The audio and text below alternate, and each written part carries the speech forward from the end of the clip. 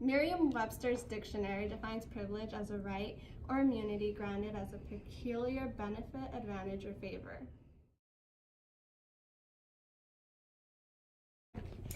Able-bodied privilege is a set of unearned advantages that we have because we are able to physically use our bodies in ways that other people are not. There's a bunch of examples all over, even just here on campus. For example, accessible restrooms, stairs to get into classrooms, ramps, seating, all those kinds of things.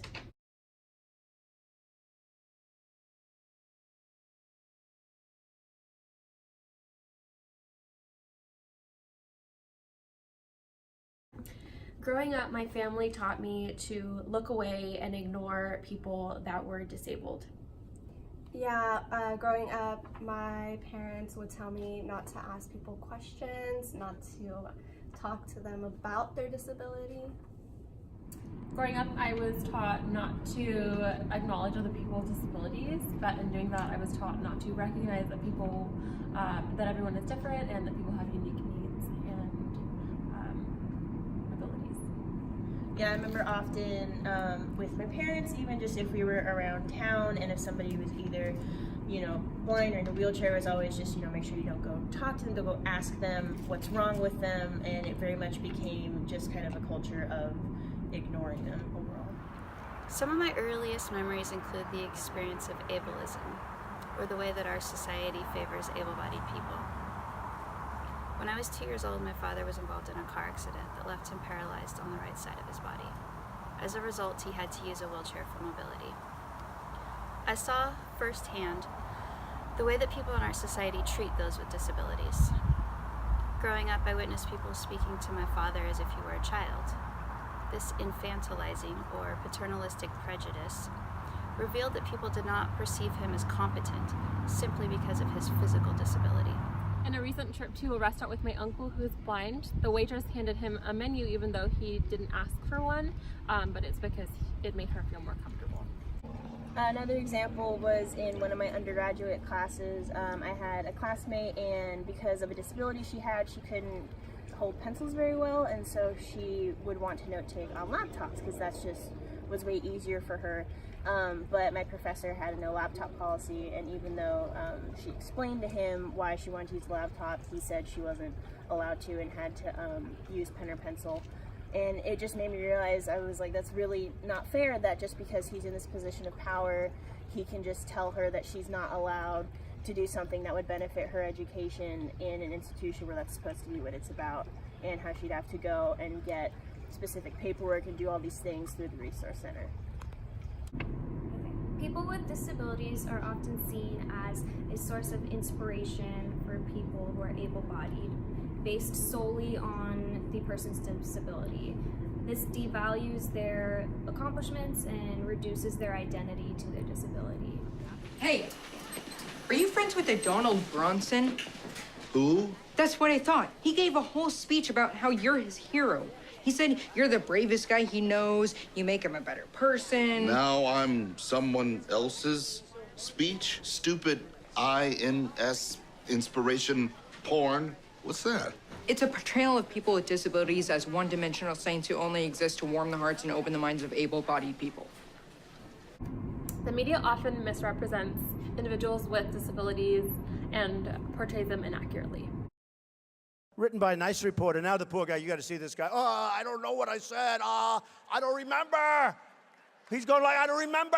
Oh, maybe that's what I said. This is 14 years.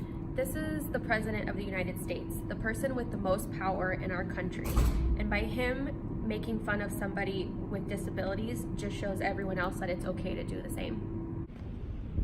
There's also a lack of representation of people who are not able-bodied in our media.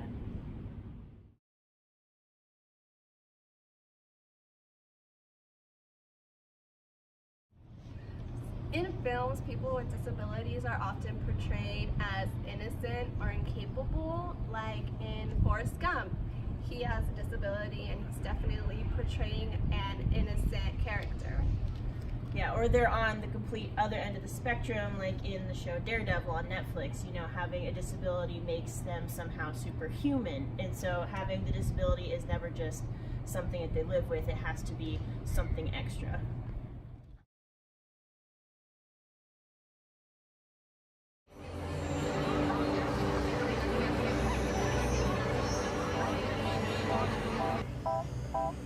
Hello, I'd like to open a bank account.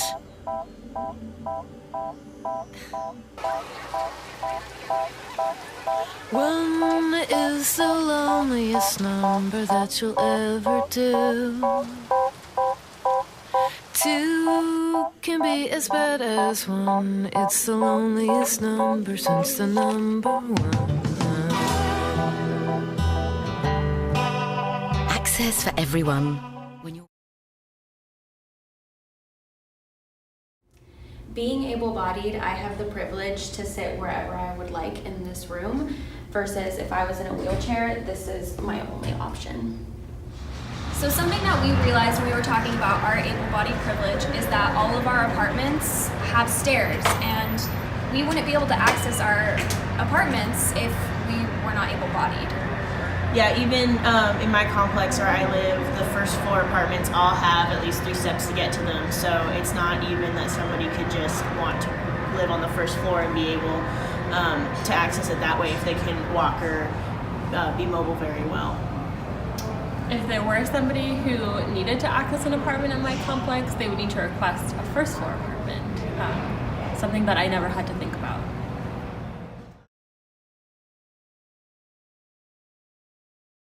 Okay, so here on campus at Chico, this, as you can see, is the accessible bathroom. And as you can tell, it doesn't have like a door opener or even a push door. So if someone were to be in a wheelchair, it would be difficult to do this and get in.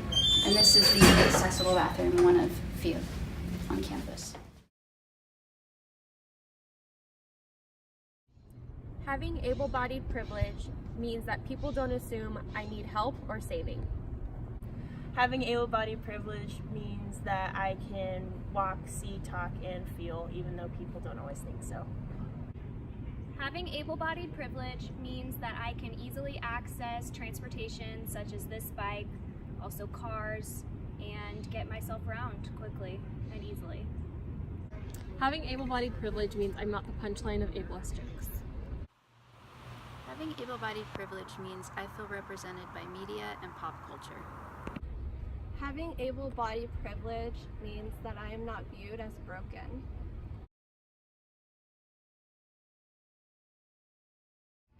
It's important for us to be aware of opportunities when we can be allies. And I had a recent experience where I noticed like, hey, this is an ally moment. And I was going to an event and I had booked my tickets online, and they sent me an email and it said, in the bottom part, there was a little disclaimer that at the event there shouldn't be any callbacks, so audience calling to the cast that are racist, discriminatory, sexist, homophobic, transphobic, or able-phobic.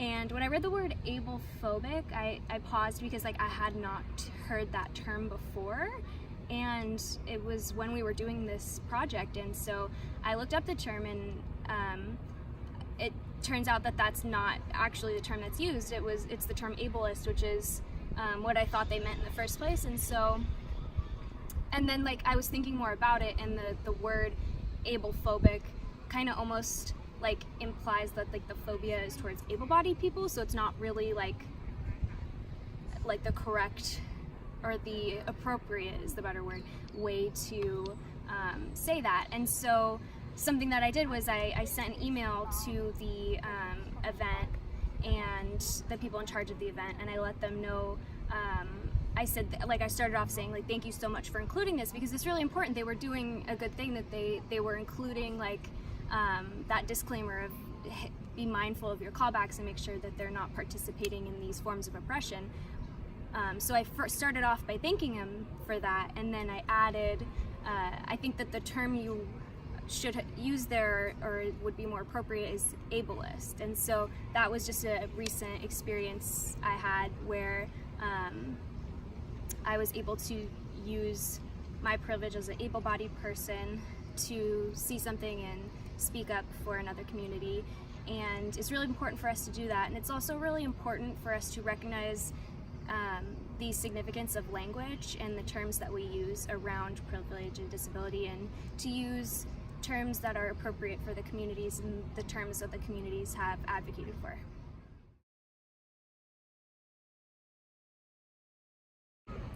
So we recognize how important it is to be allies, not only in our personal lives, but also in our professional lives as well.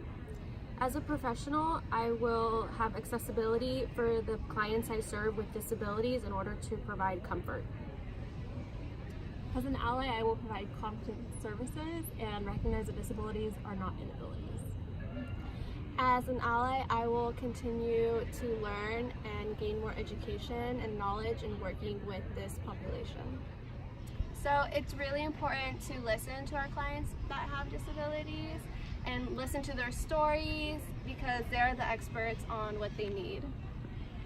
Yeah, and we're not saying that it's, always easy to listen to them and then just directly implement those changes. Like, there's often in our agencies and internships and even just where we work, there's a power struggle with all the policies. How the whole agency functions often comes from the top, or it might even come from the state or some other law in place. And so it takes work to be an ally and go to those people in power and say, hey, this is what I've heard, and this is an issue, and this is something that needs to be accessible to our clients. A big part of that is awareness. We were raised to see disability as something that we should ignore, and so we need to constantly be unlearning that and challenging that and making sure that we are aware of what's going on and how certain things might impact our clients.